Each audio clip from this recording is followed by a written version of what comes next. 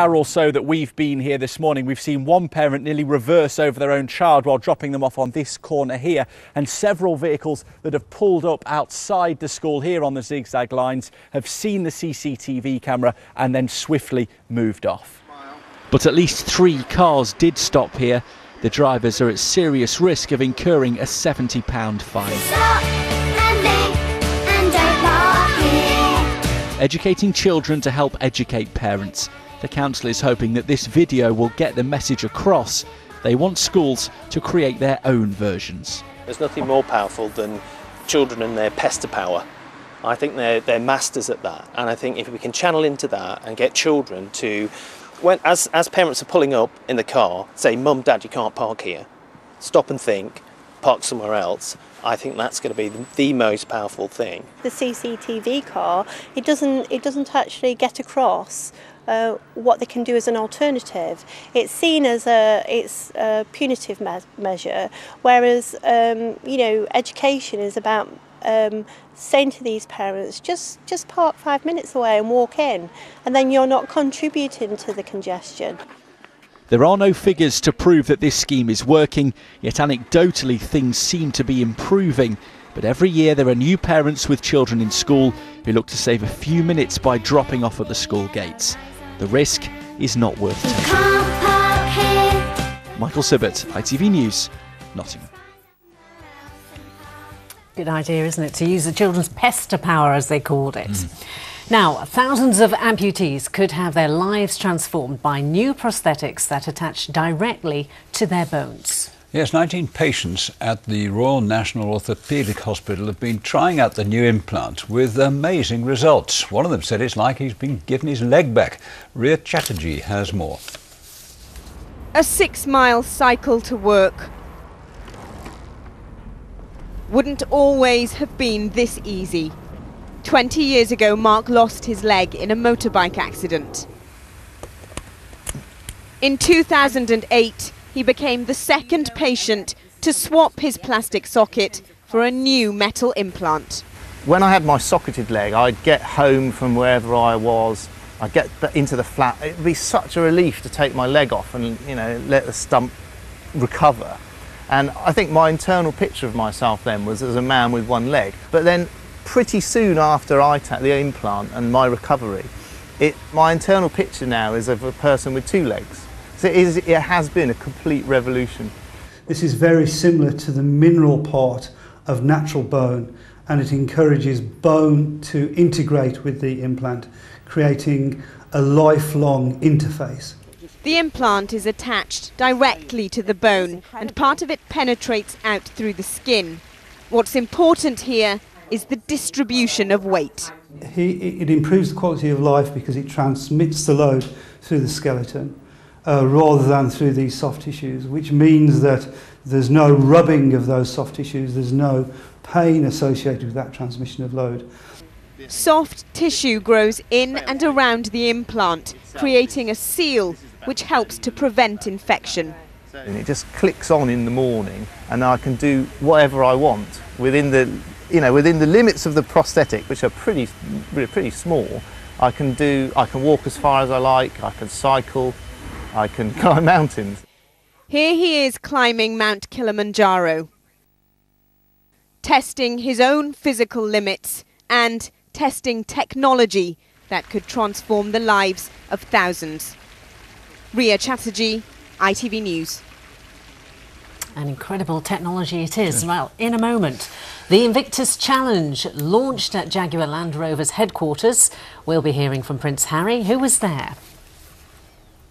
But first, the new Jaguar XE was centre stage at a glittering launch event in London last night. The new Jaguar was flown down the Thames by helicopter. Emily Sandé premiered a new track as part of the launch on a floating stage on the river. In Earl's Court, an audience of 3,000 were treated to performances by the Kaiser Chiefs, Eliza Doolittle and the Royal Ballet. It was all part of a multi-million-pound international launch of the new car, which goes on sale next year. The national and international news is just a few moments away. Let's take a look at what's coming up with Mary Nightingale. Cameron, Clegg and Miliband clear their diaries to head to Scotland. As the referendum enters its frantic final stage, the leaders are abandoning tomorrow's Prime Minister's questions to join the push against independence. But with the polls neck and neck, Scotland's First Minister Alex Salmond says it's a sign the No campaign has fallen apart. The night patrols are back as a second year of badger culling gets underway in southwest England. And Harry's message to the war wounded as they prepare to compete in his Invictus Games. We'll do John, Mark, Austin and me for that and more at 6:30.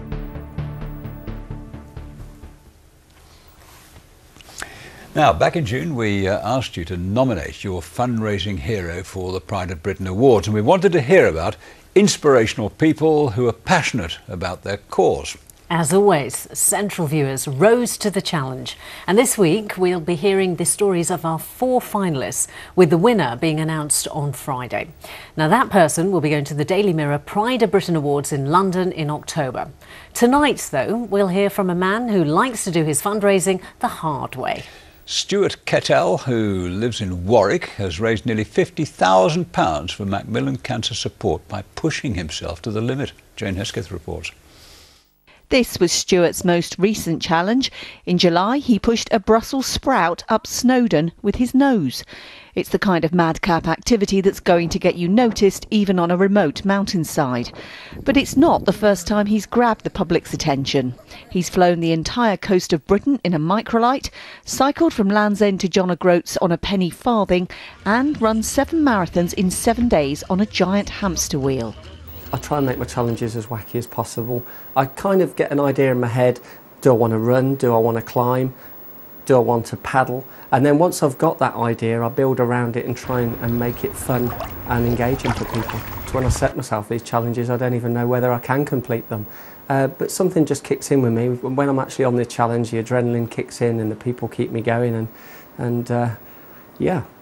Stuart was asked by Macmillan to make videos for their website. He was so touched by the stories he heard, he wanted to support them in any way he could. I've been fundraising for Macmillan for 9 years now. I've seen firsthand the work that they do, not only supporting the patient, but the patient's family and friends as well. And on my challenges, I hear so many cancer stories, and it just inspires me to keep doing what I do.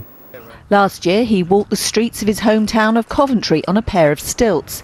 500 miles of streets in 5 weeks, spreading the message about Macmillan and collecting as he went. Stuart definitely does the more outlandish challenges, and we always wonder what he might come up with next. So he's run 7 marathons in 7 days, he's been suspended by helium balloons, he spent 7 days in a box, and now he's pushed a sprout up Snowdon, which we thought, you know, things couldn't get more bizarre. But watch this space, because where Stuart's concerned, anything can happen. Stuart has just turned 50 and has raised almost £50,000 for Macmillan. He says he has no plans to stop his unusual challenges. He's simply waiting for inspiration to do more. Jane Hesketh, ITV News, Warwick. A remarkable man, and we'll be hearing from our next nominee tomorrow. Now, though, to our final story tonight. And Prince Harry got behind the wheel of a Midlands-built supercar earlier today to officially start the Invictus Games. His Royal Highness put a Jaguar XF to the test as teams from across the world competed for the fastest lap. Harry's been the driving force behind the Games, which showcased the sporting talents of servicemen and women who've overcome injury and returned to active life. Andy Bevan reports. No pomp and circumstance today. This was a visit where protocol was put aside. The Invictus Games are as much a part of Harry's military association as his royal status. 11 teams from around the world took turns to tackle the Land Rover experience, then compete in time trials around the track here at Gaydon in a Jaguar XF. Driving for Great Britain, the duo of Kimberly Sterling and Afghan veteran Martin Gibbons. The Invictus Games take their name from the title of Victorian poet William Henley's best-known work. Invictus means unconquered, and the poem's most famous lines have become slogans for the Games. I am the master of my fate. I am the captain of my soul. Some of those guys have openly said to me that they want to prove to other people that there's life beyond injury. And that kind of summarises it for me.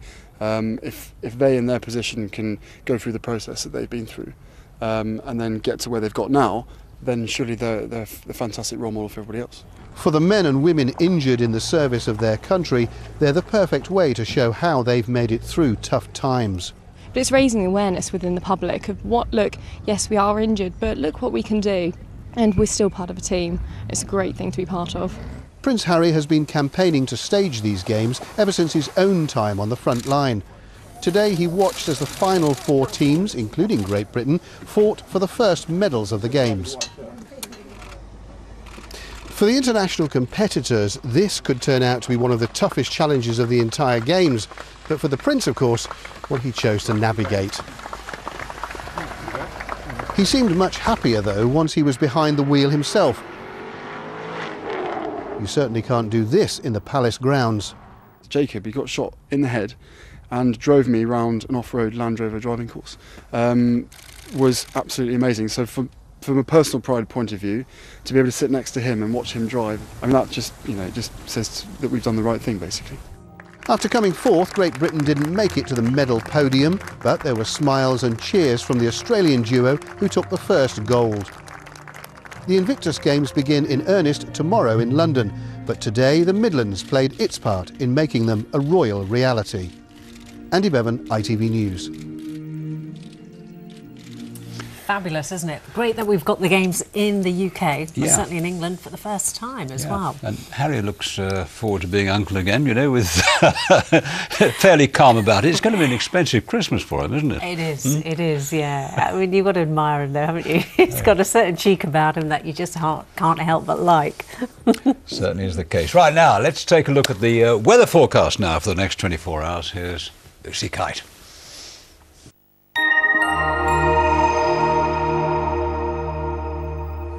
Well, if I'm looking a little bit nervous, it's because of Incy Wincy here next to me. Yes, it's spider season and Paul Wilde has been sharing his spider pictures with us. Thank you very much for that. I think we'll change the picture though now and take a look at the weather forecast, where you can see the jet stream here sat to the north is going nowhere because of this area of high pressure. It's keeping things nice and settled as we move through the rest of this week and into the weekend as well. We do have a chilly night on the way though. These temperatures are for towns and cities.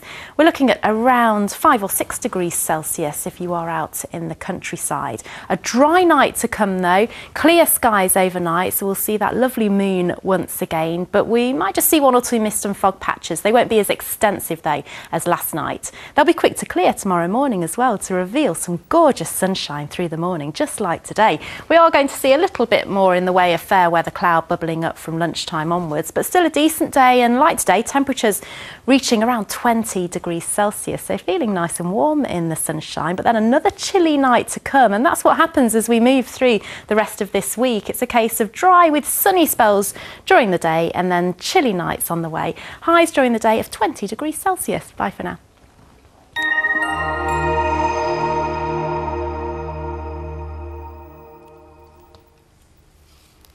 And just before we go, let's have a reminder of tonight's top stories on ITV News Central. A campaigner from Warsaw is leading a petition calling for free bus travel for the over 60s not to be cut. Champions of the scheme say it makes pensioners healthier and happier, but there's doubt over whether the entitlement will exist after the next election. Cheltenham General Hospital's Accident and Emergency Department will remain closed at night to ambulances for the foreseeable future. The hospital trust blames the lack of suitably qualified casualty doctors. Campaigners say they're bitterly disappointed. And a man who's thought to be from Warwickshire has been killed in a shark attack off a popular surfing beach in Australia. Paul Wilcox, who was in his 50s, was swimming in Byron Bay when a great white shark, similar to this one, bit his leg. It's believed he had a cardiac arrest. Those are our headlines. That's our programme tonight. Join us at the usual time tomorrow. Bye-bye. Bye-bye.